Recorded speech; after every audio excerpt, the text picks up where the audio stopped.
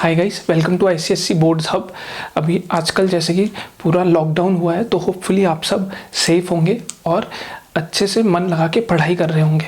तो मैं आज के वीडियो में हम बहुत इंटरेस्टिंग प्रोग्राम्स डिस्कस करने वाले हैं, जैसे कि to find if a number is palindrome और not, to find if a number is an Armstrong number और not, to find if a number is a special number और नॉट। तो इस तरह के कुछ वाइल लूप के स्पेसिफिक प्रोग्राम्स होते हैं, थोड़े से ट्रिकी होते हैं। तो मैं सजेस्ट करूंगा कि आप पूरा लास्ट तक कंप्लीट वीडियो देखें, और अगर आपने चैनल को सब्सक्राइब नहीं किया है तो चैनल को अभी सब्सक्राइब कर दीजिए। और एक और सजेशन दूंगा कि इस वीडियो से पहले आप मेरे बेसिक्स जिसमें मैंने कवर करे हैं वो वाले वीडियोस देखें, ताकि आपको इसमें अंडरस्टैंडिंग अच्छे से हो। तो वो सारे वीडियोस का लिंक मैं डिस्क्रिप्शन में दे दूंगा, आप उनको पहले ज़रूर देख लीजिए, नहीं तो इसमें क्या पता आपको थोड़ी डिफ़िकल्टी हो। या फिर आप टॉप राइट कॉर्नर में आई बटन दबा के आप जो वीडियोस का लिस्ट आएगा वहाँ से वो वीडियोस देख सकते हैं। तो पहले आप बेसिक्स कवर करके फिर इस वीडियो को देखिए। तो चलिए स्टार्ट करते हैं। वाइल पे कुछ इंपॉर्टेंट टाइप के क्वेश्चंस हैं जो हैं नंबर बेस्ड क्वेश्चंस। वाइल के नंबर बेस्ड क्वेश्चंस बहुत इंपॉर्टेंट होते हैं।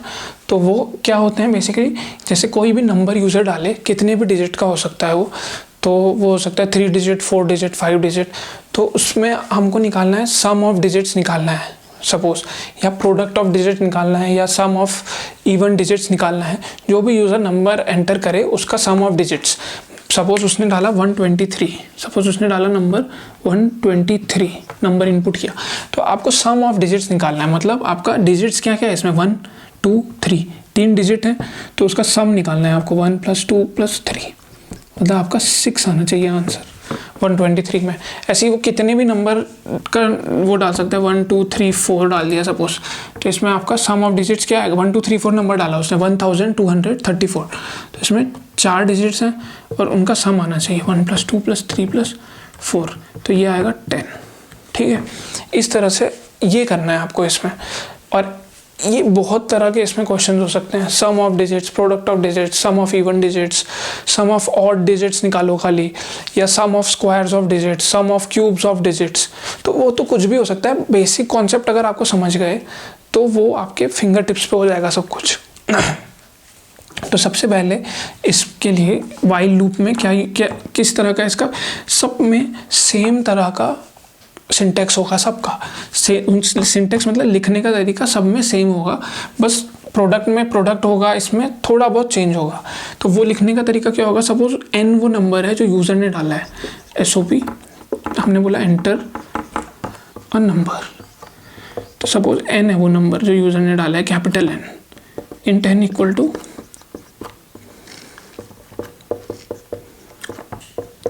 ये सब मैं नहीं बता रहा, नेक्स्ट इंट वगैरह ये क्या है ये हम पहले वीडियोस में सब डिस्कस कर चुके हैं। तो अब वो नंबर n में सेव हो गया। अब इसका सिंटेक्स आप ध्यान से देखिए क्या होगा।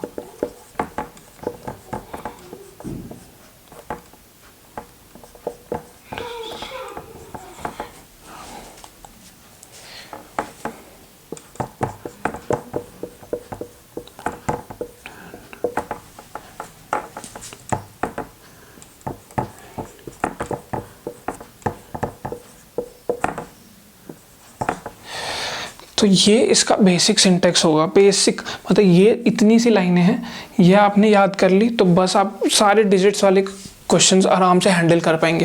तो सिंपल सी लाइन्स क्या क्या हैं, वाइल की कंडीशन क्या लगेगी, वाइल वो जो नंबर है वो ग्रेटर देन इक्वल टू 0 जब तक होगा, या greater than 0, sorry not equal to, जब तक वो नंबर ग्रेटर देन 0 होगा तब तक ये लूप चलेगा। ठीक है, इक्वल टू मत लगाना, बिल्कुल गलती से लग गया हो, ग्रेटर देन 0 होना चाहिए। तो while number is greater than 0। फिर एक इंटीजर और लिया है हमने r। अब ये सब हम देखेंगे कि ये कर क्या रहे हैं ये सारे डिजिट्स। उसमें मैंने n mod 10 सेव किया है, n mod 10।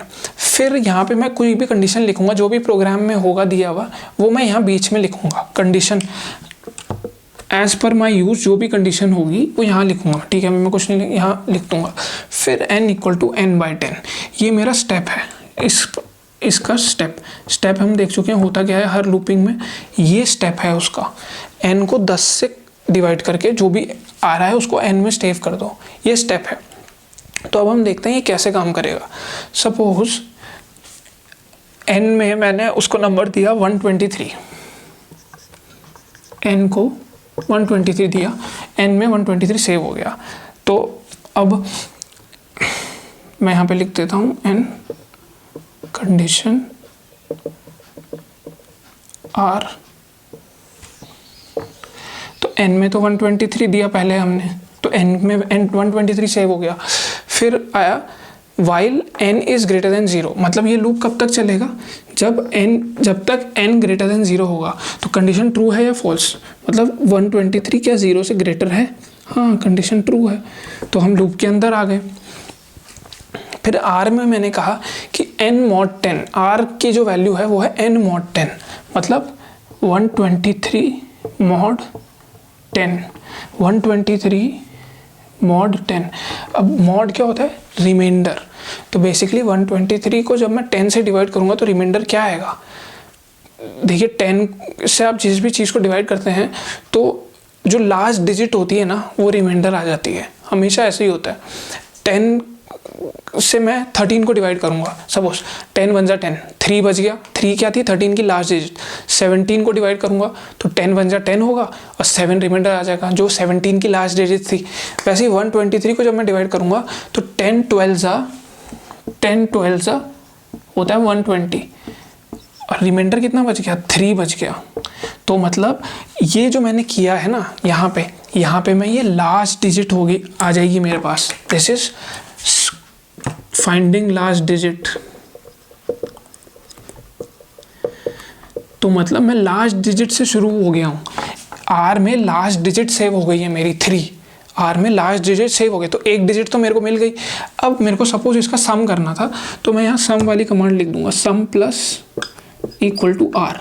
तो मेरे को लास्ट डिजिट किस में मिली है, मेरे को आर में, तो मैं आर का सम करना स्टार्ट कर दूंगा। यहाँ पे मैं सपोज मेरे को सम करना था तो sum plus equal to are, जो हमारा सम निकालने का तरीका है, सम प्लस इक्वल टू आर। और फिर n की वैल्यू मैंने बदल दी, n को कर दिया n डिवाइडेड बाय 10, n था 123, ध्यान से देखिएगा ये n था 123। मैंने बोला n में n को 10 से डिवाइड करके सेव कर दो, n को 10 से डिवाइड करूँगा मैं, सपोज अगर कोई उस तरह से सोचे तो यहाँ पे एक क्या आ जाएगा, डेसिमल आ जाएगा, तो ये हो जाएगा 12.3, तो n 12.3 हो जाएगा। बट 12.3 हो सकता है क्या कभी n, नहीं हो सकता, क्योंकि n क्या है, एक इंटीजर है। अगर ये डबल ले लेता मैं तो 12.3 हो जाता वो सेव, बट ये मैंने इंटीजर लिया है तो 12.3 नहीं सेव होगा उसमें, ये 0.3 वाला पार्ट जावा इग्नोर मार देगा और उसमें खाली 12 सेव करेगा, क्योंकि हमको इंटीजर सेव करना है खाली। तो मतलब यहाँ पे मैंने क्या किया है, removed the last digit।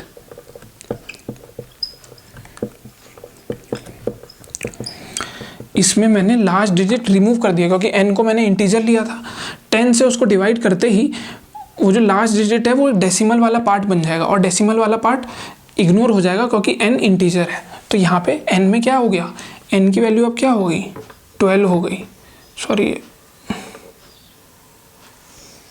n की वैल्यू अब हो गई 12। यहाँ पे मैंने रिमूव कर दिया लास्ट डिजिट, n की वैल्यू हो गई 12। अब n की वैल्यू 12 हो गई, ये स्टेप हुआ एक तरह से।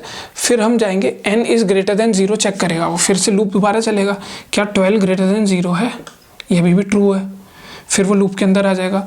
फिर वो करेगा r equal to n mod 10, मतलब r इक्वल टू n की वैल्यू क्या थी 12 mod 10, मतलब फिर से जो नया n है उसका लास्ट डिजिट, फिर से उसका लास्ट डिजिट r में सेव हो जाएगा, क्योंकि 10 1 जा 10 होता है, रिमाइंडर बचेगा 2, मतलब लास्ट डिजिट। ये हमेशा लास्ट डिजिट निकाल के सेव करता रहेगा r में। तो अब 12 था नंबर तो उसका लास्ट डिजिट 2। ये या तो डायरेक्ट लर्न करने का तरीका है कि ये लास्ट डिजिट सेव कर देगा, बस खत्म। या आपको अगर प्रैक्टिकली सोचोगे तो ये जो n आया हमारा 12, उसको हमने mod 10 किया है, तो 10 से जब n को डिवाइड करूंगा 12 को, तो रिमाइंडर कितना आएगा, 2 ही आएगा ऑब्वियसली, जो कि उसका लास्ट डिजिट था। तो दोनों तरीके हैं सोचने के, जो आपको आसान लगे। तो अब इसमें 2 आ गया, मतलब हमारा लास्ट का डिजिट आ चुका था हमारे पास, अब हम पे बीच का डिजिट भी आ गया है r में। अब sum plus equal to r, सम की वैल्यू पहले क्या हो गई थी, सम की वैल्यू पहले सम को मैं इनिशियलाइज करता हूँ 0, पहले लूप में आप ध्यान रखिए, सम को 0 करता हूँ तो 0 प्लस पहले r की वैल्यू क्या थी, sum plus equal to r, मतलब इसको ऐसे भी लिख सकते हैं, sum equal to sum plus r, same ही बात है, वो शॉर्ट हैंड असाइनमेंट का तरीका है, ये सब मैं ऑपरेटर में डिस्कस कर चुका हूँ। Sum equal to sum plus R, तो सम की पहले वैल्यू हमने ली थी 0, 0 प्लस आर की वैल्यू क्या आई थी पहले 3, तो 3 सेव हो चुका था सम में। अब वो आर की वैल्यू 2 के बाद आया है सम में, sum equal to sum plus R, तो सम प्लस आर मतलब सम की जो वैल्यू थी 3 प्लस आर मतलब 2, मतलब लास्ट डिजिट प्लस बीच वाली डिजिट हमारी सम में सेव हो चुकी है। तो देखिए सम में कैसे हमारे डिजिट्स का सम आता जा रहा है। अब वो करेगा n equal to n divided by 10, n कितना था 12, n में n को ही 10 से डिवाइड करके सेव कर दो, तो 10 से डिवाइड किया क्या आएगा 1.2, बट क्या ये सेव होगा n में? नहीं होगा, क्योंकि n तो इंटीजर है, तो ये 0.2 वाला पार्ट इग्नोर हो जाएगा और n में क्या सेव हो जाएगा 1 सेव हो जाएगा खाली। सॉरी ये थोड़ा पास हो गया है, ये आप होपफुली आपको दिख रहा होगा। अब n में 1 स्टोर हो चुका है, मतलब पहला डिजिट आ चुका है। देखिए एक एक करके पहले n 123 था, फिर 12 हुआ, पहली 2 डिजिट, फिर 1 रह गया। अब कंडीशन चेक होगी, क्या 1 ग्रेटर देन 0 है, while n is greater than 0, yes अभी भी ट्रू है, तो ये कंडीशन लूप के अंदर आ जाएगा। फिर होगा r equal to n mod 10, n mod 10 मतलब 1 mod 10, तो इसमें रिमाइंडर कितना आ रहा है 10 को 1 को 10 से डिवाइड करेंगे तो 10 0 0, रिमाइंडर 1, तो मतलब पहला डिजिट आ चुका है। अब R में पहला डिजिट, देखिए R में एक एक करके सारे डिजिट्स आए, पहले 3 आया, फिर 2 आया, अब 1 भी आ गया R में, और उसको भी मैं sum equal to sum plus R कर दिया मैंने। तो सम पहले क्या था 3 + 2 तो था ही, सम प्लस R की वैल्यू अब है 1, तो 1, तो देखिए 1 + 2 + 3 मेरा सम में आ गया, सम ऑफ डिजिट्स आ गया। तो ये स्टैंडर्ड तरीका है सम ऑफ डिजिट्स या डिजिट्स को लेके कुछ भी करना है तो ये आपको लिखना ही पड़ेगा। सपोज सम नहीं करना था, सपोज सम की जगह प्रोडक्ट करना था, तो बस मैं यहाँ पे ये एक कंडीशन चेंज कर दूंगा,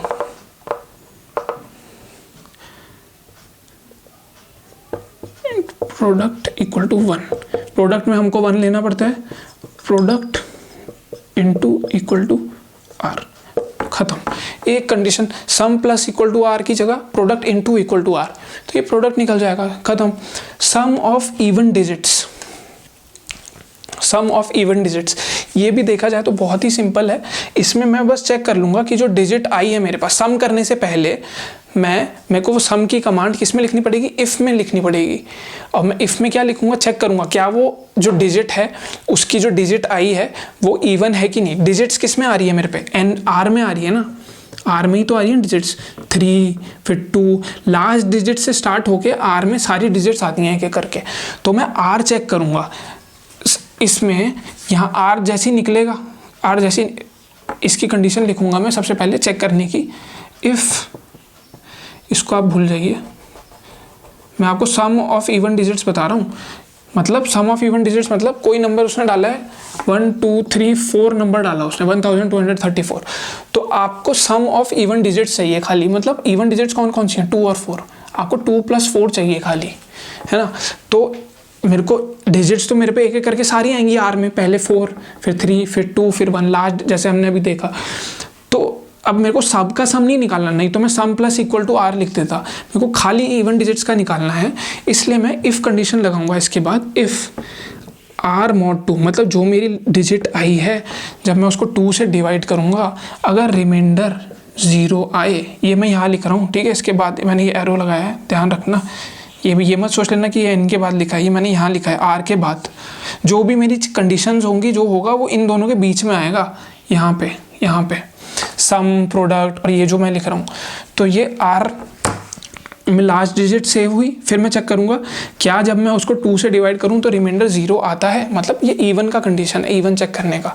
तो अगर ये ट्रू होगा तो मैं सम प्लस इक्वल टू R कर दूंगा, तो मतलब अब ये सम तभी होगा जब वो डिजिट इवन होगी, सिंपल। अगर मैं यहाँ पे ऑड करूँगा, ऑड का सम करना चाहता हूँ खाली, तो R mod 2 double equal to 1, तो ये सम तभी चलेगा जब वो डिजिट जो R पे आएगी वो ऑड होगी। तो होपफुली आपको ये समझ आ गया होगा। तो इससे आप sum of digits, product of digits निकाल सकते हैं। अब इस ये नेक्स्ट प्रोग्राम देखते हैं, to check if a number is Armstrong और नॉट। तो अभी मैं वो वीडियो एक कंटिन्यूशन में रिकॉर्ड नहीं कर पाया, ये मैं अभी कर रहा हूँ। तो हमको फाइंड करना है कि क्या नंबर आर्मस्ट्रॉन्ग है या नहीं। तो आर्मस्ट्रॉन्ग नंबर क्या होते हैं, इधर एग्जाम्पल लिखा है 153, ठीक, बट ये होता क्या है? तो ये सब आपको क्वेश्चन में दिया रहेगा, तो डरने की ज़रूरत नहीं है कि मेरे को तो पता ही नहीं है कि आर्मस्ट्रॉन्ग नंबर क्या होता है, उससे चिंता करने की ज़रूरत नहीं है। आपको क्वेश्चन में बताएगा वो कि एग्जाम्पल 153 आर्मस्ट्रॉन्ग नंबर है, और वो ये भी बताएगा कि आर्मस्ट्रॉन्ग नंबर ये होते हैं जिनकी, सॉरी चेंज करता हूँ, sum of cubes of digit is equal to the number. इसका क्या मतलब है कि उसके डिजिट्स की क्यूब का सम जब हम करते हैं तो वो नंबर के ही बराबर आता है। जैसे 153 है तो 1 का क्यूब प्लस 5 का क्यूब प्लस 3 का क्यूब अगर हम करेंगे तो 1 का क्यूब क्या आएगा? 1 आएगा। 5 का क्यूब क्या होता है? 5 का क्यूब होता है 125, और 3 का क्यूब होता है 125, लिख दिया 125, 3 का क्यूब होता है 27। इन तीनों को आप ऐड करिए, 125 प्लस 1 126, 126 प्लस 27 कितना होता है? 153। तो 153 इसलिए आर्मस्ट्रॉन्ग नंबर है क्योंकि उसके डिजिट्स का क्यूब करें, जब 1, 5 और 3 उसके डिजिट्स का क्यूब करें और उनको ऐड करें तो वो उसी नंबर के बराबर आ जाता है, तो इसलिए आर्मस्ट्रॉन्ग नंबर है।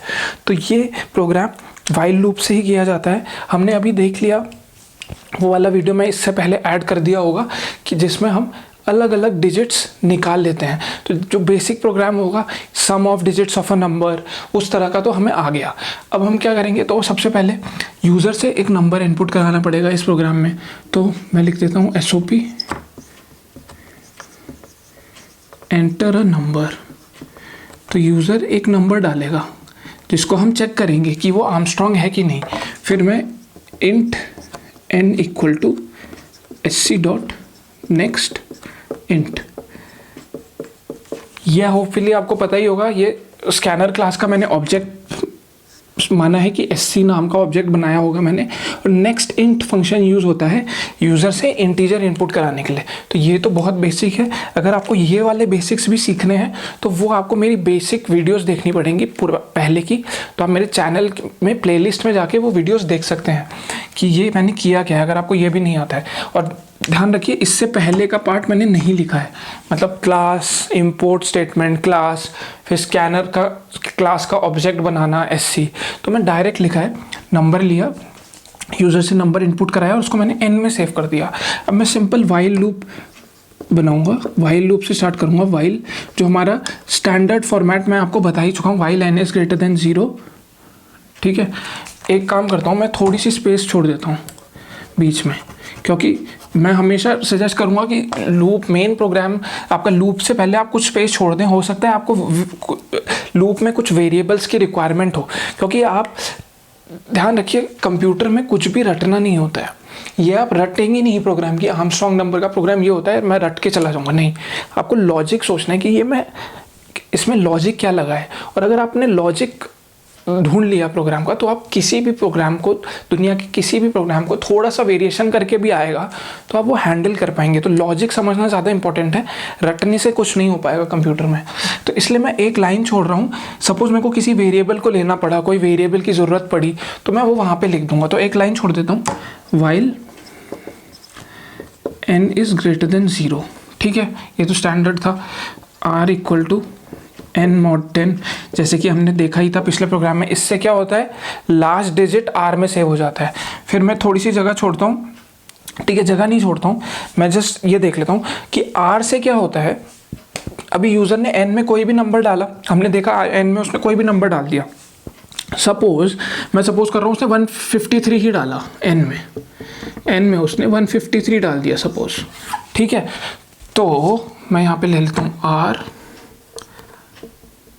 टेबल ही बना देता हूँ ताकि अंडरस्टैंडिंग में आसानी हो जाए।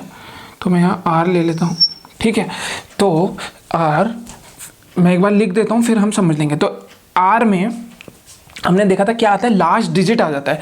तो बेसिकली r में एक डिजिट तो आ ही जाएगा हमारा। सबसे पहले कौन सा डिजिट आएगा, 3 आएगा। वो क्यों आएगा, क्योंकि r equal to n mod 10, n था 153, तो 153 mod 10, 153 mod 10 करेंगे, मतलब 153 को 10 से डिवाइड करो और जो रिमाइंडर आएगा, मॉड मतलब जो रिमाइंडर आएगा वो r में सेव कर दो। तो 10 से डिवाइड करेंगे तो 10 15 जा 150 और रिमाइंडर कितना बचेगा 3, तो 3 आ जाएगा आर में सेव। रिमाइंडर सेव होता है इसमें, रिमाइंडर 3, तो मतलब एक डिजिट जो हमारी लास्ट डिजिट थी वो आर में आ चुकी है। अब मेरे को क्या करना है, देखिए इसको आर्मस्ट्रॉन्ग नंबर फाइंड करने के लिए मुझे सम करना है डिजिट के क्यूब का। तो अब मेरे को क्या किस चीज़ का, मेरे को एक सम वेरिएबल लेना पड़ेगा। देखिए एक नए वेरिएबल की रिक्वायरमेंट पड़ गई, इसलिए मैंने यहाँ जगह छोड़ी थी। तो मैं इंट सम वेरिएबल ले लेता हूँ। सम का आपको पता ही है, जब भी हम लेते हैं उसको 0 कर देते हैं। तो एक नए वेरिएबल सम लिया और मेरे को सम किसका करना है, सम करना है डिजिट के क्यूब का। इसलिए मैं sum equal to sum plus cube R into R, ये हो गया क्यूब डिजिट का। तो इससे क्या होगा, सम हो जाएगा डिजिट के क्यूब का। और फिर मैं लिख दूंगा n equal to n divided by 10, जैसे कि हम लिखते ही हैं स्टैंडर्ड। तो अब इस प्रोग्राम में क्या होगा, देखिए r लिख लेता हूँ मैं यहाँ पे, n लिख लेता हूँ यहाँ पे और सम लिख लेता हूँ। ये बहुत इंटरेस्टिंग है समझने के लिए, तो इसको आप समझिएगा ढंग से। अभी सबसे पहले मैंने n में डाला, हमारा एंटर नंबर, n में मैंने 153 डाल दिया। फिर सम की वैल्यू हो गई 0, इनिशियल सम की वैल्यू हमने दे दी 0। फिर ये लूप चला while n is greater than 0। तो ये लूप कब तक चलेगा, जब तक n ग्रेटर देन 0 होगा। तो सबसे पहले वो चेक करेगा क्या 153 जो हमने n की वैल्यू डाली वो ग्रेटर देन 0 है। पहले n की वैल्यू है 153, क्या 153 0 से बड़ा है, यस। तो हम कहाँ आएंगे, लूप के अंदर आ जाएंगे। तो r equal to n mod 10, हमने अभी देखा n को 10 से डिवाइड करो और जो रिमाइंडर आएगा वो r में सेव कर दो। तो 10 15 जा 150, रिमाइंडर बचा 3, वो r में सेव हो गया 3। तो sum equal to sum plus r into R into R, मतलब सम में sum plus r into R save कर दो।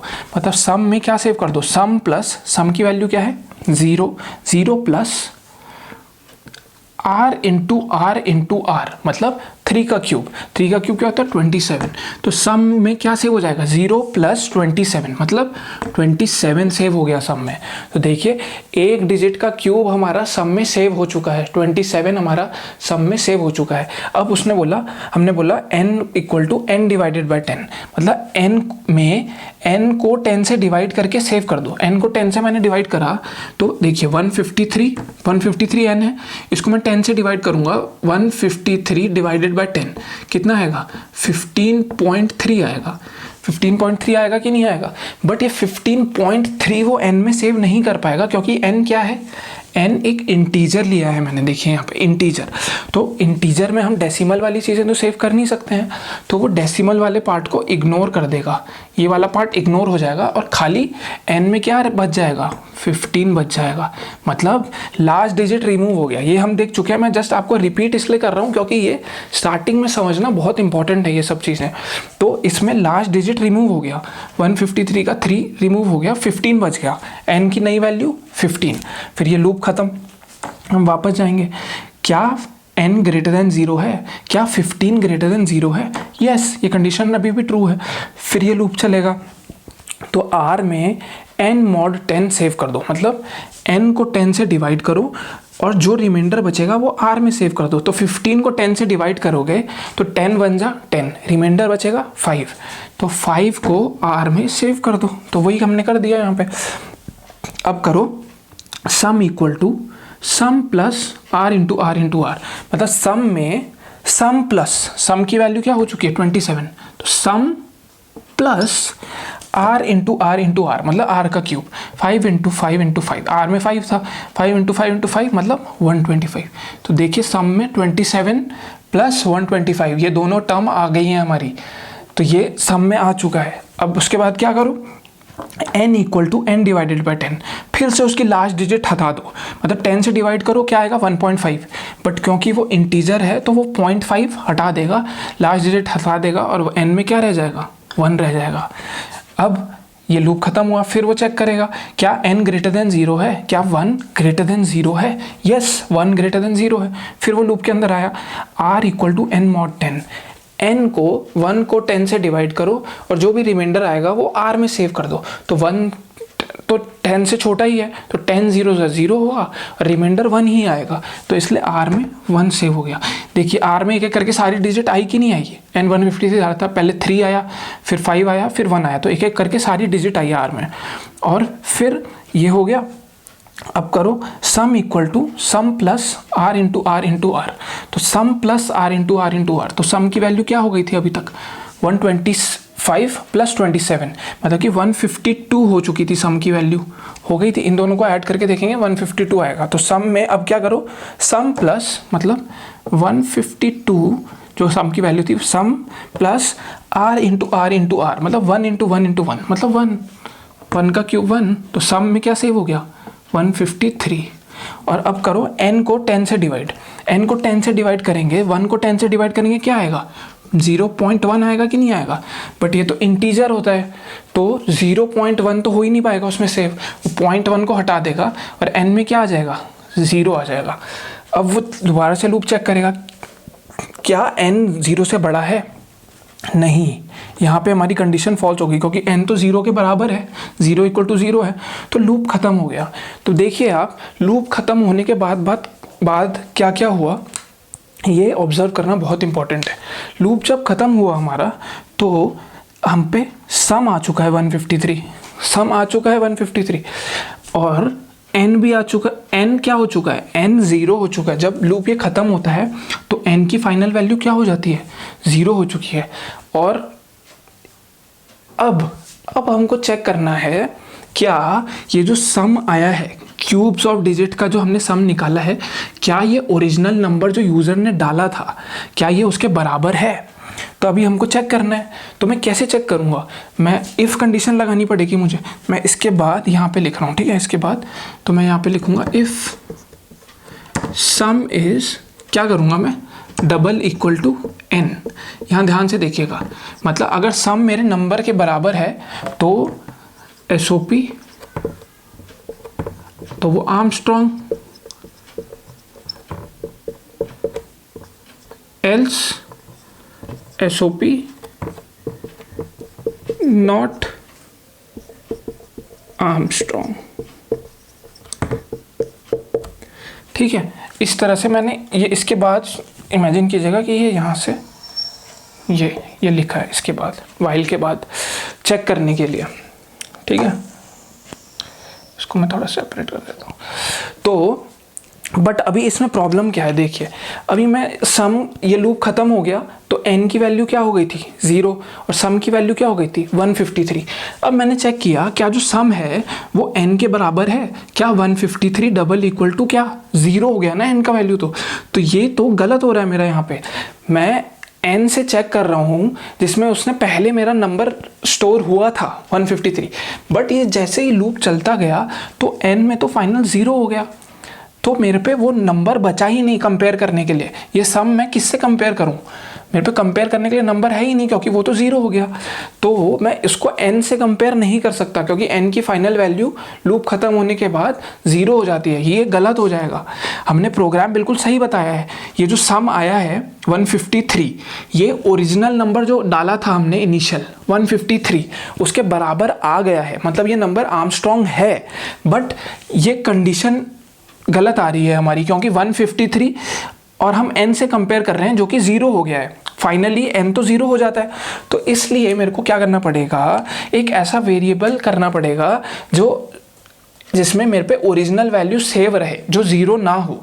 तो इसलिए मैं देखिए क्या करूँगा, इनिशियल एक वेरिएबल ले लेता हूँ बैकअप के नाम से, BKP नाम रख देता हूँ उसका, ठीक है, और उसमें मैं n सेव कर देता हूँ।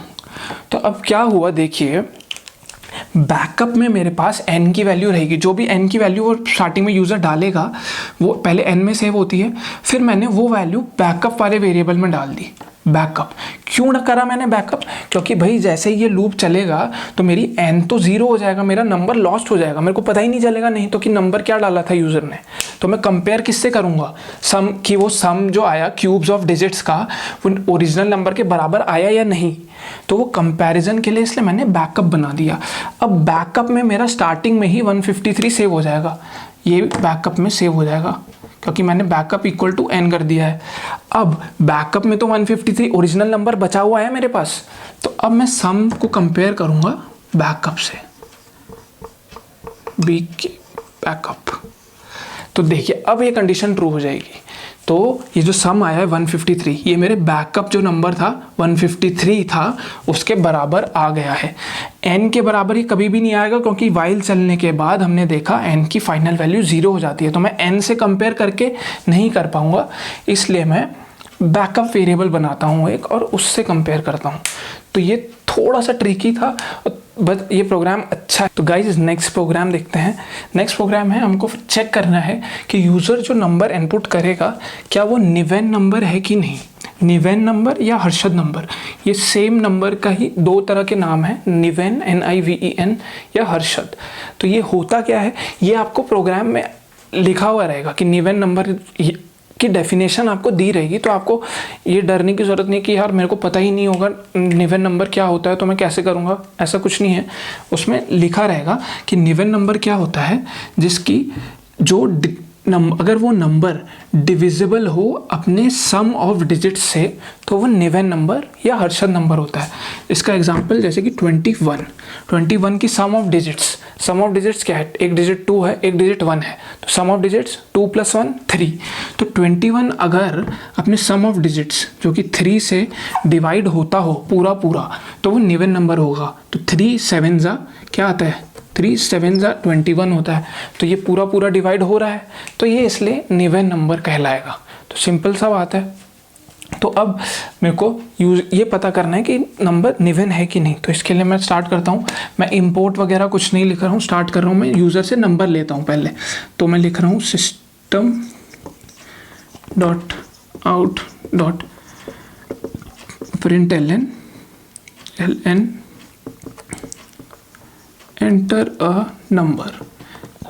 यूज़र नंबर डालेगा, उसको मैं सेव कर देता हूँ int n = sc.next int। n में मैंने वो नंबर सेव कर दिया जो यूज़र ने एंटर किया। अब मैं चेक करूँगा क्या n निवेन नंबर है कि नहीं। तो देखिए जो भी नंबर रिलेटेड, जो भी उससे डिजिट से रिलेटेड जो भी क्वेश्चन हो तो वो वाइल लूप से ही होंगे। ये तो हम अभी तक क्लियर हो ही गया होगा। तो इसलिए मैं एक लाइन छोड़ रहा हूँ कोई वेरिएबल यूज़ करने के लिए। तो while n is greater than 0, ये तो स्टैंडर्ड है डिजिट्स वाले क्वेश्चन में, ये स्टैंडर्ड है लिखना वाइल n ग्रेटर देन 0। फिर एक ये भी लिखना ही पड़ता है r = n mod 10।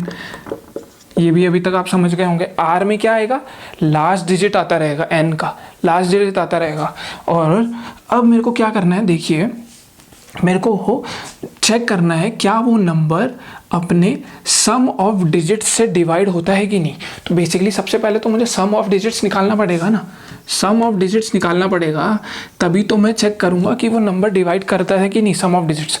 तो इसलिए मैं पहले सम ऑफ डिजिट्स निकाल देता हूँ। सम प्लस इक्वल टू आर, इसको ये सम प्लस इक्वल टू आर क्या है, शॉर्ट हैंड असाइनमेंट का तरीका है। ये मैं पहले ऑपरेटर्स जब मैंने पढ़ाया था तो डिस्कस कर चुका हूँ। इसको sum equal to sum plus R भी लिख सकते हैं, ठीक है। और अब n = n/10। तो ये तो बेसिक सा हम देख ही चुके हैं। यहाँ पे क्या हो रहा है, यहाँ देखिए मैंने सम वेरिएबल लिया, एक सम वेरिएबल लिया इन सम = 0। और पिछले प्रोग्राम में शायद मैं आर वेरिएबल लेना भूल गया था, तो कोई नहीं, यहाँ आपको आर भी लेना पड़ेगा। आर ले लिया, सम ले लिया। तो अभी तक सारे वेरिएबल डिक्लेयर हो गए। और यहाँ पे क्या हो रहा है, यहाँ पे सम ऑफ डिजिट्स कैलकुलेट हो रहा है। ये तो होपफुली आपको क्लियर हो ही गया होगा। अगर वो कोई भी नंबर डालेगा तो आर में उसका लास्ट डिजिट आएगा और फिर उसको सम में ऐड कर देंगे, फिर लास्ट डिजिट हट जाएगी। जैसे कि तो इसका मैं ड्राई रन नहीं बता रहा हूँ, ये मैं बहुत 2-3 बार डिस्कस कर चुका हूँ। तो बेसिकली यहाँ पे सम ऑफ डिजिट्स मेरे पे आ गया। अब उस पर सम ऑफ डिजिट्स आ गया। अब मेरे को चेक करना है क्या सम ऑफ डिजिट्स नंबर को डिवाइड कर रहा है कि नहीं। तो उसके लिए इफ़ कंडीशन लगेगी, इफ़। अब ये कैसे पता लगता है कि कोई चीज़ उसको पूरा डिवाइड कर रही है, ये मॉड्यूलस फंक्शन से पता लगेगा। तो इफ़ n mod क्या सम में है ना, sum of digits, if in n mod sum is = 0। मतलब अगर वो n को मैं सम से डिवाइड करूं, सम ऑफ डिजिट्स से डिवाइड करूं और रिमाइंडर 0 आए, मतलब SOP it is a Niven number. तभी तो अगर सम ऑफ डिजिट्स पूरा डिवाइड कर दे उस n को जो नंबर उसने डाला था। और तो वो कैसे पता लगेगा, क्योंकि रिमाइंडर 0 आएगा। n मॉड सम मतलब इस n को सम से डिवाइड करने पे रिमाइंडर 0 आता है, मतलब ये पूरा पूरा डिवाइड करता है। ये कंडीशन तभी ट्रू होगी जब ये पूरा पूरा डिवाइड करेगा सम ऑफ डिजिट्स नंबर को। तो हम इसके अंदर आ जाएंगे और वो ऑब्वियसली निवन नंबर होगा, else SOP not a Niven number. ठीक है, बट यहाँ पे एक गलती कर दी हमने फिर से। क्या गलती करी, देखिए ये लूप जो मैंने आपको बताया था, ये लूप जब चल जाएगा पूरा ख़त्म हो जाता है तो n की वैल्यू क्या हो जाती है, n की फाइनल वैल्यू हो जाती है 0, n हो जाता है 0। तो अगर मैं n को फिर सम ऑफ डिजिट से उसकी डिवाइड करके देखूंगा तो ये तो कभी होएगा ही नहीं, क्योंकि वो तो 0 आता रहेगा हर बार, n में तो 0 होगा। समझ रहे हैं आप। तो 0 मॉड कुछ भी करिए आप, 0 मॉड वो तो हर नंबर के लिए ट्रू हो जाएगा, क्योंकि 0 को आप किस चीज़ से डिवाइड करेंगे, 0 तो हर नंबर से डिवाइड कर सकते हैं। 0 मॉड 1 0 ही होगा, क्योंकि 1 0 सा 0 होता है। 0 मॉड 2 भी 0 होगा, 2 0 सा 0 भी 0 होता है। तो ये भी 0 आएगा, ये भी 0 आएगा। तो ये तो चाहे मेरा सम कुछ भी आ रहा हो, ये कंडीशन तो हमेशा ट्रू हो जाएगी, क्योंकि n मेरा 0 हो जाता है। मैं यहाँ पे सही चीज़ से कंपेयर कर नहीं रहा हूँ, तो मेरे को क्या करना पड़ेगा, बैकअप वेरिएबल लेना पड़ेगा, जैसे मैंने पहले लिया था बैकअप इक्वल टू n। अब n भले ही 0 हो जाए, बैकअप में मेरे पे ओरिजिनल नंबर सेव होगा, तो इसलिए मैं बैकअप वाले नंबर से डिवाइड करके देख लूँगा। बैकअप अब सही है। अब वो बैकअप में मेरा क्या, सपोज मैं आपको ये प्रोग्राम का ड्राई रन करके एक बार दिखाई देता हूँ, ठीक है। छोटा ही नंबर ले लेते हैं फटाफट ड्राई रन, अगर आपको कुछ भी कन्फ्यूज़न है वो दूर हो जाएगा।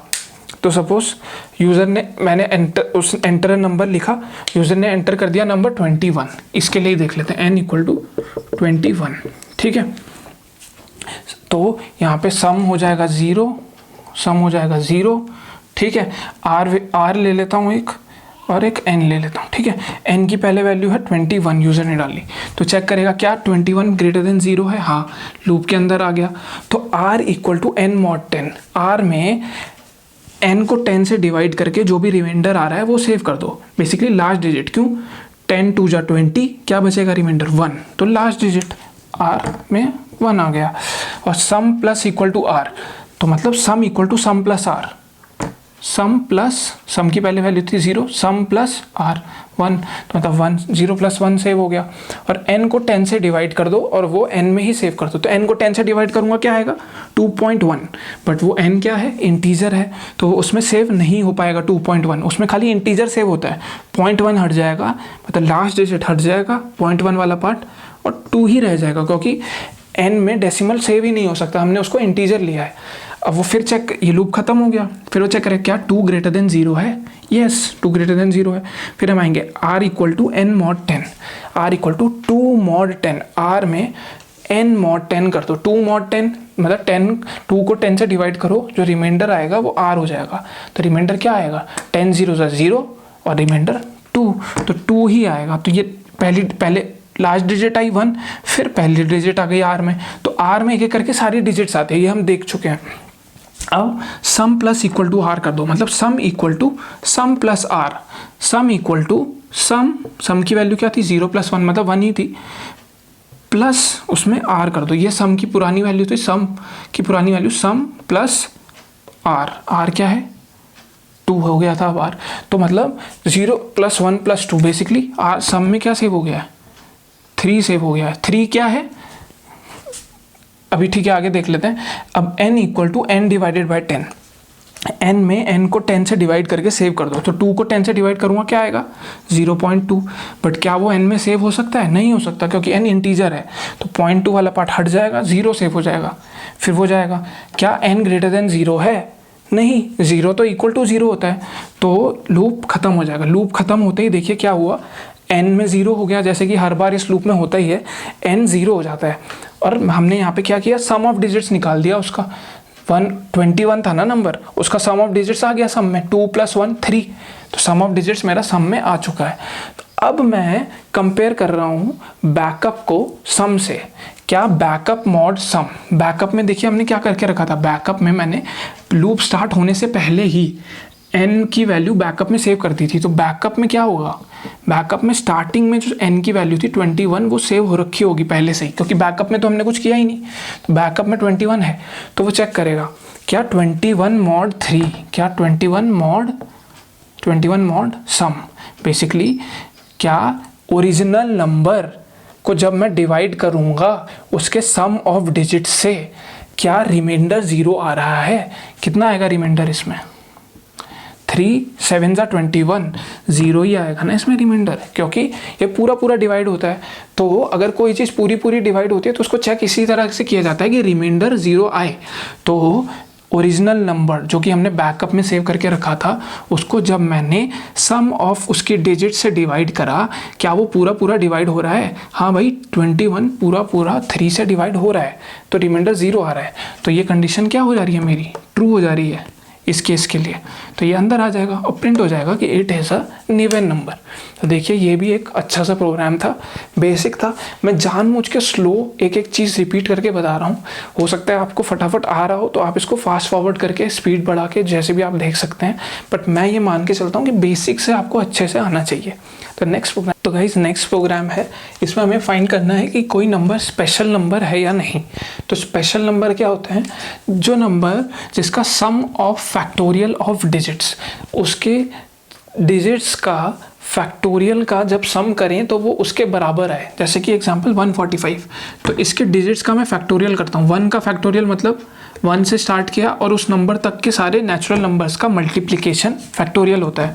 तो 1 से स्टार्ट किया तो 1 तक ही पहुँचेंगे। 1 + 1 × 2 × 3 × 4, ये 4 का फैक्टोरियल, प्लस 1 × 2 × 3 × 4 × 5, ये 5 का फैक्टोरियल। तो देखते हैं ये क्या आएगा, 1 + 3 2 6 6 4 24, प्लस 3 2 6 4 24 × 5 120, 120 + 24 144 + 1 145। तो ये आ गया। देखिए तो ये एक स्पेशल नंबर है क्योंकि इसके डिजिट्स का फैक्टोरियल का सम उसके बराबर आता है। तो इसमें हमको ये चेक करना है, ठीक है।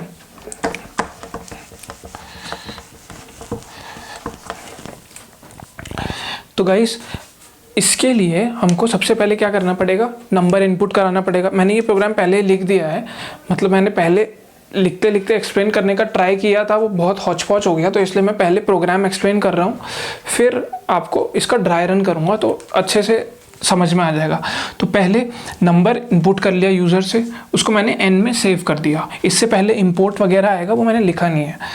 फिर मैंने क्या किया है, अभी आपको पता ही है, अभी आप इस यहाँ ध्यान मत दीजिए, इन वेरिएबल्स पे ध्यान मत दीजिए, यहाँ पे ध्यान दीजिए कि वाइल लूप स्टार्ट करना पड़ता है। नंबर से डिजिट से रिलेटेड जो भी हम प्रोग्राम कर रहे हैं उसमें वाइल का ये कंडीशन आता है, वाइल n > 0, ये आता है सिंपल। और फिर ये भी आता है, इतना तो आपको समझ आ ही गया होगा, r = n mod 10। अब इसमें क्या होता है, देखिए मैं इसका बेसिक ड्राई रन, ठीक है, नहीं आप ऐसे ही समझिए। पहले सपोज उसने नंबर n 145 ही डाला, ठीक है, n डाला 145, ठीक है, r फिर फैक्ट, ठीक है। अब n डाला 145, अब मैंने क्या लिखा, r = n mod 10, ये तो हम लिखते ही हैं। तो इसमें क्या होता है, n को 10 से डिवाइड करो और रिमाइंडर जो आएगा वो r में सेव कर दो। तो बेसिकली लास्ट डिजिट आ जाती है 5। 145 को 10 से डिवाइड करेंगे, 140 आएगा 10 के टेबल में, रिमाइंडर बचेगा 5। तो r में 5 सेव हो गया। अब ये वाला जो पार्ट है, देखिए ये वाला जो पार्ट है, ये 2 लाइन्स, ये क्या है, अभी मेरे पे r क्या है, एक डिजिट आ गया है नंबर का। तो अब मेरे को क्या करना है, देखिए यहाँ पे सम निकालना है डिजिट के फैक्टोरियल का। तो मेरे को डिजिट्स का फैक्टोरियल निकालना पड़ेगा उसके लिए। तो ये 2 लाइनों में मैंने उस डिजिट का, बेसिकली r में जो भी आएगा उसका फैक्टोरियल निकालना है।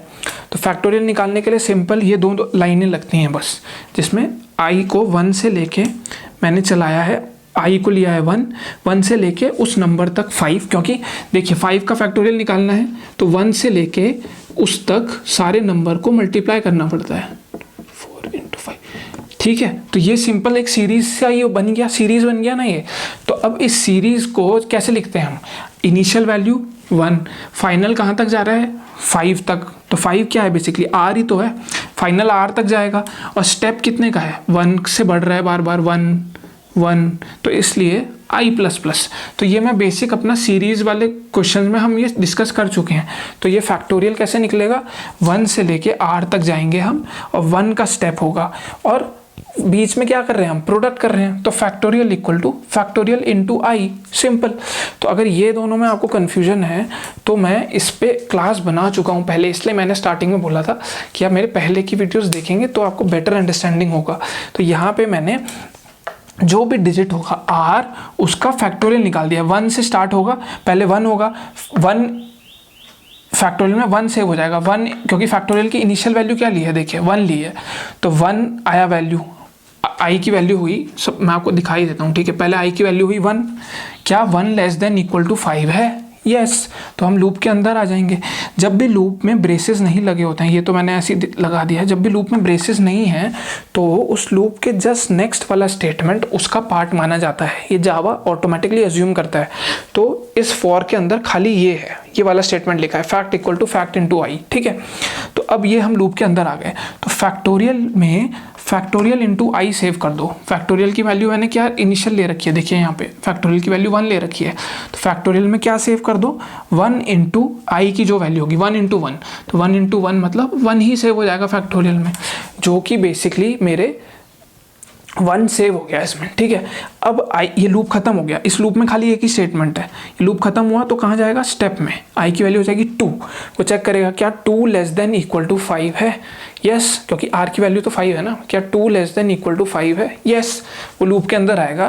Factorial equal to factorial into I, factorial equal to factorial मतलब 1 इंटू आई की क्या वैल्यू है, आई की वैल्यू क्या बन गई है, अब 2 हो गई है ना, दूसरी बार लूप चल रहा है, इन 1 इंटू 2, फिर से आई की वैल्यू हो जाएगी 3, तो यहाँ इंटू 3 इंटू 4 इंटू 5 तक जाएगा वो, क्योंकि ये less than equal to R 5 तक चल रहा है।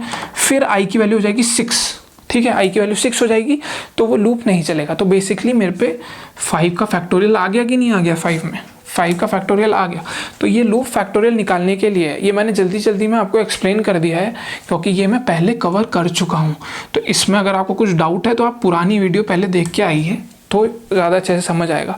तो फैक्टोरियल आ गया मेरे पास, अब मेरे को सम करना था फैक्टोरियल का, तो मैं सम वाला लाइन लिख दी, sum equal to sum plus fact, sum की वैल्यू इनिशियल 0 है, 0 प्लस जो भी फैक्टोरियल आएगा, फैक्टोरियल पहले किसका आएगा 5 है, तो 5 का फैक्टोरियल आ जाएगा, उसका सम हो जाएगा, सम इक्वल टू 0 प्लस 5 का फैक्टोरियल क्या होता है 120 सेव हो गया, ठीक है, क्योंकि फैक्टोरियल में 120 होगा ना, 1 इंटू 2 इंटू 3 इंटू 4 इंटू 5 उसका वैल्यू 120 होता है, तो 0 प्लस 120 फैक्टोरियल में आ गया। अब n की वैल्यू कर दो n डिवाइडेड बाई 10, तो इससे हमने देखा है लास्ट डिजिट हट जाता है, 14 बच जाता है। अब फैक्टोरियल में फिर ये लूप चलेगा, क्या n greater than equal to 0 है, ग्रेटर देन 0 है, यस, 14 ग्रेटर देन 0 है, तो n equal to r equal to n mod 10, n को 10 से डिवाइड करो, क्या रिमाइंडर बचेगा, 14 को 10 से डिवाइड करेंगे 4 रिमाइंडर बचेगा। अब यहाँ पे एक इंपॉर्टेंट चीज़ नोट करने वाली ये है कि अगर इमेजिन करिए मैंने ये वाला लाइन नहीं लिखा है, फैक्ट इक्वल टू 1 यहाँ पे नहीं लिखा हुआ है मैंने, तो ये लूप चलेगा अब, तो ये कहाँ क्या होगा, यहाँ पे फिर से i की वैल्यू 1 हो जाएगी, ये लूप चलना स्टार्ट हुआ, मान लीजिए ये नहीं लिखा हुआ मैंने यहाँ पे फैक्ट इक्वल टू 1, इसका सिग्निफिकेंस बता रहा हूँ मैं, ये क्यों लिखा है यहाँ पे, i इक्वल टू 1, i की वैल्यू फिर से 1 हो गई, i is less than equal to r, क्या 1 लेस देन इक्वल टू 4 है, यस, तो हम लूप के अंदर आ गए। अब ये देखिए ये लूप चला, तो ये 1 की वैल्यू में हम अंदर आ गए, फिर वो करेगा factorial equal to fact into आई।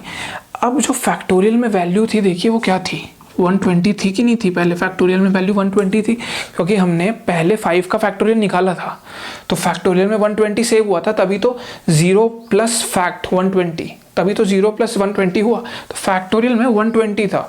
तो अब ये 120 इंटू 1 करेगा, देखिए 120 इंटू आई 1, तो ये तो गलत होने लग गया ना, 120 इंटू 1, फिर आई प्लस प्लस आई की वैल्यू हो गई 2, क्या 2 लेस देन इक्वल टू 4 है, यस, फिर हम लूप के आए तो लूप के अंदर आए, तो factorial equal to factorial into I, factorial की वैल्यू 120 इंटू 1 इंटू आई की वैल्यू 2 हो चुकी है, 2, फिर 3 हो जाएगी इंटू 3 इंटू 4 तक चलेगा ये, क्योंकि हम less than equal to R है। तो ये तो गलत हो गया ना, हमारी पहले वाली फैक्टोरियल की वैल्यू थी जो पहली डिजिट का निकला था वो अभी तक है, तो वो ही मल्टीप्लाई होते जा रही है। देखिए 120, अब नेक्स्ट डिजिट का निकलेगा तो ये पूरा का पूरा फैक्टोरियल का वैल्यू हो चुका होगा, फिर वो तो गलत होता जा रहा है ना, ये गलत हो रहा है। इसलिए मेरे को इस लूप से पहले फैक्टोरियल की वैल्यू रीसेट करनी पड़ेगी, उसको वापस से 1 करना पड़ेगा। इसलिए मैंने यहाँ पे फैक्टोरियल इक्वल टू 1 लिखा है। अब देखिए अगर फैक्टोरियल की वैल्यू इनिशियल 1 होती तो ये 120 नहीं होता, फैक्टोरियल में रीसेट हो गया होता। ये लूप चलने से पहले, ये वाला लूप चलने से पहले फैक्टोरियल में 120 जो सेव था उसका तो सम हो गया, फिर ये लूप वापस चला, तब वो आएगा इस पे और फैक्टोरियल वापस से 120 की जगह 1 ही हो जाएगा। तो अब 120 की जगह जैसे ही 1 होता है तो ये करेक्ट हो जाएगा। देखिए तो ये क्या है, 4 का फैक्टोरियल आ गया कि नहीं आ गया दूसरी बार। तो इसलिए इस स्टेटमेंट का ये सिग्निफिकेंस है कि मेरे को फैक्टोरियल का वैल्यू वापस रीसेट करना पड़ेगा। एक डिजिट का निकाला सबसे पहले 5 का 120, वो सम प्लस 120 हो गया, ठीक है। लूप दूसरी बार चला, अब वो 120 नहीं रहना चाहिए, वो 1 हो जाना चाहिए रीसेट, क्योंकि अब मेरे को 4 का फैक्टोरियल निकालना है दूसरी डिजिट का। तो 4 का फैक्टोरियल निकालने के लिए फैक्टोरियल रीसेट करके 1 कर दिया। अब n equal to N factorial, मतलब फैक्टोरियल में देखिए 1 इंटू 2 इंटू 3 इंटू 4 हो जाएगा ये जब लूप चलेगा फैक्टोरियल वाला। तो इसमें क्या आ जाएगा, 4 3 12, 12 2 24 हो जाएगा फैक्टोरियल में नई वैल्यू। फिर जैसे ये लूप खत्म हो जाएगा, फिर हम आएंगे sum equal to sum plus factorial. Sum plus factorial, sum की वैल्यू क्या हो गई थी, देखिए यहाँ पे सम की वैल्यू क्या हो गई थी, सम की वैल्यू हो चुकी थी 120 प्लस फैक्टोरियल में क्या आया है 24, 4 का फैक्टोरियल 120 प्लस 24 हो गया। अब n को 10 से डिवाइड कर दो, n में क्या बच जाएगा, एक डिजिट हट जाएगा, 1 बच जाएगा, और r में भी फिर 1 ही आएगा, ये 1 बचेगा, 1 ग्रेटर देन 0, यस, 1 मोर 10 1 आ गया। अब ये लूप 1 से लेके 1 तक ही चलेगा। अब देखिए अगर मैं फैक्टोरियल रीसेट ना करता तो ये 1 का फैक्टोरियल 24 बता देता मुझे फैक्टोरियल, तो वो तो गलत हो जाता ना। इसलिए मैंने फैक्टोरियल को रीसेट करके बार बार 1 कर रहा हूँ। फिर मैंने 1 किया, अब वो 1 का फैक्टोरियल निकाल के 1 का फैक्टोरियल 1 ही आएगा 1, फिर sum equal to sum plus factorial, sum की वैल्यू थी 120 प्लस 24 प्लस फैक्टोरियल 1 ही आएगा, तो ये 145 मेरे पे आ गया। अब मेरे पे सम में sum of factorial of digits save है। अब मैं उसको कंपेयर कर दूंगा सिंपल। इसके बाद देखिए आप, अब मैंने उसको कंपेयर कर दिया। अगर सम मेरा बैकअप के बराबर है, क्योंकि n से तो मैं कंपेयर कर नहीं सकता ना, ये लूप जब खत्म होता है n क्या हो जाता है फाइनली, इसके बाद n 0 हो जाता है, तो मैं बैकअप वाला वेरिएबल लूंगा, बैकअप से कंपेयर करूंगा। अगर ये जो सम आया है, जो सम ऑफ फैक्टोरियल ऑफ डिजिट्स आया है, अगर ये बैकअप के बराबर है तो वो स्पेशल नंबर होगा, नहीं तो नहीं होगा। होपफुली ये आपको समझ आ गया होगा। जहाँ तक कि आपको जो कन्फ्यूज़न हो सकता है, मुझे लग रहा है वो यहाँ पे आ रहा होगा ज़्यादा से ज़्यादा, और वो क्यों आ रहा है वो भी मुझे पता है, क्योंकि आपने मेरी पहले की वीडियोस फैक्टोरियल पे नहीं देखी है, तो हो सकता है यहाँ पे थोड़ा कन्फ्यूजन आ जाए। आप उससे पहले की वीडियोस देखें फिर यहाँ आएँ तो एकदम क्लियर हो जाएगा। नेक्स्ट प्रोग्राम देखते हैं, ये बहुत ही इंटरेस्टिंग है। इसमें हमें चेक करना है कि जो यूज़र ने नंबर डाला है क्या वो पैलिंड्रोम है या नहीं। पैलिंड्रोम क्या होता है, देखिए जैसे 141 एक पैलिंड्रोम है, मतलब इसको चाहे आप इस साइड से पढ़िए 141 या इस साइड से पढ़िए 141, ये दोनों साइड से सेम होता है, मतलब नंबर और उसका रिवर्स दोनों सेम है। जैसे कि आप देख लीजिए 1221, ये इधर से भी 1221 है, इधर से भी 1221 है। ये आप देखिए 14141, कुछ भी हो सकता है ना पैलिंड्रोम, तो मैं अपनी मनमर्जी से कुछ भी, इधर से भी 14141 है, इधर से भी 14141, तो सीधा और उसको रिवर्स करके वो नंबर सेम रहे तो वो पैलिंड्रोम है। अगर वो रिवर्स करके कुछ उल्टा हो जाए, जैसे 153, इधर से 153 है, इसको मैं रिवर्स करूँगा क्या आएगा 351 आएगा, तो ये पैलिंड्रोम नहीं है, क्योंकि रिवर्स करके कुछ अलग हो जा रहा है। ये तीनों रिवर्स करके सेम होंगे, तो इस तरह के नंबर्स को पैलिंड्रोम कहते हैं। तो बेसिकली इसका बेसिक कॉन्सेप्ट यही है कि उस नंबर को मैं रिवर्स करूँगा और फिर कंपेयर करूँगा ओरिजिनल नंबर से, क्या वो सेम आया है, तो ये पैलिंड्रोम इसमें इस तरह से करेंगे। तो सबसे पहले करता हूँ SOP, एंटर अ नंबर, ठीक है, फिर int n equal to sc dot next int. ठीक है, मैं वाइल लूप से स्टार्ट कर देता हूँ, while n is greater than 0। अब इसका एक बेसिक सा कॉन्सेप्ट है, वो मैं देखिए, इतना पार्ट तो आपको r इक्वल टू, इतना पार्ट तो आपको कोई डिफ़िकल्टी हो ही नहीं रही होगी अंडरस्टैंडिंग में। ये तो हम बहुत बार लिख चुके हैं, ये तो हर प्रोग्राम में हमने लिखा है, ये तो कुछ डिफ़िकल्टी हुई नहीं होगी। नंबर लिया और एक वाइल का लूप चला दिया, n greater than 0, r equal to n mod 10, ये हम करते हैं। n इसके बीच में हम करेंगे जो भी करेंगे। अब इसमें देखिए मैं क्या करूँगा, एक सम लिया,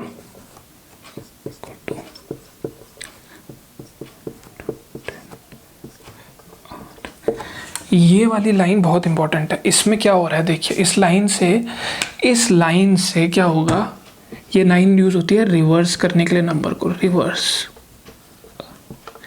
इस लाइन की मदद से कोई भी नंबर रिवर्स किया जा सकता है, सम इंटू 10 प्लस आर। अब ये देखिए कैसे काम करेगा। पहले सम की वैल्यू इंट सम, इनिशियल वैल्यू हम हमेशा 0 दे देते हैं, एक वेरिएबल लेना पड़ेगा आर जो हमने यूज़ किया है, बस यही 2 वेरिएबल यूज़ हुए हैं। इससे जो होगा नंबर रिवर्स हो जाएगा। और ये भी हमको पता है कि ये लूप जब चल जाएगा तो n क्या हो जाता है फाइनली 0। तो इसलिए मेरे को एक बैकअप वेरिएबल में पहले से बैकअप में मैं n सेव करके रखता हूँ ताकि n 0 हो जाए बट मेरे बैकअप में n बचा रहे। अब मैं इसका ड्राई रन देखता हूँ। सपोज मैं लेता हूँ n को 141, ठीक है, n 141 डाला यूज़र ने, r सम, ठीक है। तो इनिशियल वैल्यू n यूज़र ने डाल दिया 141। क्या इनिशियल वैल्यू सम की क्या थी, देखिए यहाँ पे 0, तो सम की इनिशियल वैल्यू 0।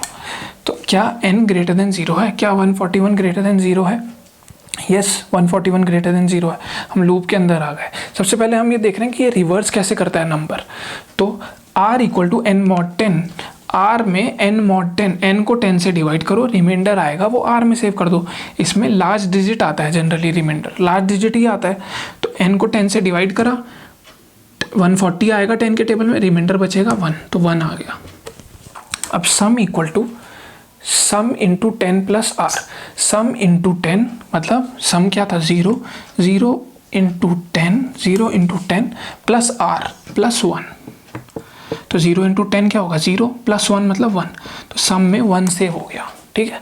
इतना आपको होपफुली क्लियर हो ही गया होगा। 0 इंटू 10 सम की, क्योंकि पहले वैल्यू 0 थी, 0 इंटू 10 प्लस आर आया हम पे 1, तो 1 सेव हो गया।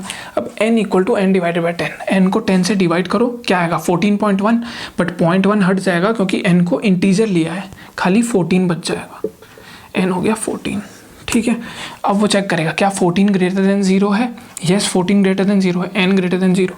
अब r equal to n mod 10, n को 10 से डिवाइड करो और जो रिमाइंडर आएगा वो r में सेव कर दो, 10 1 जा 10, रिमाइंडर 4 आ गया। अब देखिए sum equal to sum into 10 plus R. Sum क्या था 1, 1 इंटू 10, सम था 1, 1 into 10 plus R plus 4 plus 4। तो ये क्या होगा 1 इंटू 10, 10 प्लस 4 14। देखिए 14 आ गया, ठीक है। देखिए क्या इंटरेस्टिंग बात हो रही है। अब n equal to n divide by 10, n को 10 से डिवाइड कर दो और वो n में ही सेव कर दो। n को 10 से डिवाइड किया 1.4, बट क्योंकि n इंटीजर है 0.4 गया, n में बचा 1। फिर ये लूप खत्म, इधर आया, क्या n ग्रेटर देन 0 है, क्या 1 ग्रेटर देन 0 है, यस, लूप के अंदर आ गए। फिर r equal to n mod 10, 1 mod 10 कितना होगा 1 ही होगा, 10 0 ज़ा 0, रिमाइंडर 1। तो अब क्या करो sum into 10 plus R. Sum into 10 मतलब सम की वैल्यू अब क्या हो चुकी थी 14, 14 इंटू 10 प्लस 1, आर की वैल्यू क्या है 1, तो 140 प्लस 1 141। और n equal to n divide by 10, n को 10 से डिवाइड करो, 0.1 आएगा बट ये डेसिमल सेव नहीं कर सकता, तो 0.1 वो हट जाएगा 0, तो n की फाइनल वैल्यू होगी 0। फिर लूप चलेगा, क्या 0 ग्रेटर देन 0 है, नहीं, लूप खत्म। तो यहाँ देखिए यहाँ पे हुआ क्या है, ये 141 कैसे आ गया, ये एक्चुअल में ये जो नंबर था ये रिवर्स होके आया है हमारे पास, ये नंबर एक्चुअल में रिवर्स हो गया है 141 जो। अब हम क्या करेंगे, हम इसको कंपेयर कर देंगे। तो बेसिकली इस स्टेटमेंट की मदद से मैं नंबर को रिवर्स कर देता हूँ। तो अब ये जो सम आया है फाइनली, ये रिवर्स्ड नंबर है मेरे पास, रिवर्स होके हो गया है ये नंबर। तो अगर ये नंबर मेरे बैकअप के बराबर है, क्योंकि n तो 0 हो गया, तो अगर ये रिवर्स्ड नंबर मेरे बैकअप के बराबर है तो नंबर पैलिंड्रोम होगा, नहीं तो नहीं होगा। तो सिंपल यहाँ पे क्या कंडीशन आएगी इसके बाद, ठीक है, यहाँ पे लिख देता हूँ, if sum is double equal to backup, क्योंकि n तो 0 हो गया इसलिए बैकअप से कंपेयर करूँगा SOP पैलिंड्रोम, तो नंबर पैलिंड्रोम है। अगर नंबर रिवर्स होके बैकअप के, जैसे देखिए ये रिवर्स होके आया 141, तो ये बैकअप 141 के बराबर ही है, तो देखिए ये पैलिंड्रोम नंबर है क्योंकि ये रिवर्स होके सेम आ गया, तो ये पैलिंड्रोम। फिर इसके बाद एल्स नॉट पैलिंड्रोम, तो वो आप लिख ही सकते हैं। तो होपफुली बेसिक आपको ये प्रोग्राम समझ आ गया होगा।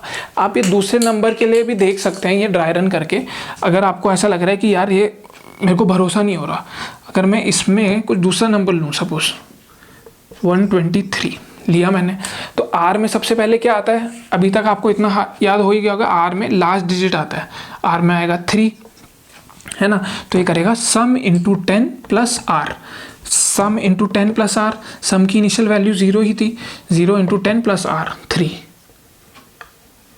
R की 3, तो सम में क्या सेव हो गया, 3 सेव हो गया। सपोज मैंने नंबर 123 लिया था, फिर n equal to n divided by 10 हो जाएगा 12.3, 0.3 हट जाएगा, n में क्या बच जाएगा 12, फिर वो हो जाएगा r equal to n mod 10, 12 mod 10 क्या आएगा 2। तो अब कर दो सम इंटू 10 प्लस r, मतलब सम की वैल्यू क्या थी 3, तो 3 इंटू 10 प्लस 2, तो 30 प्लस 2 32 आ गया।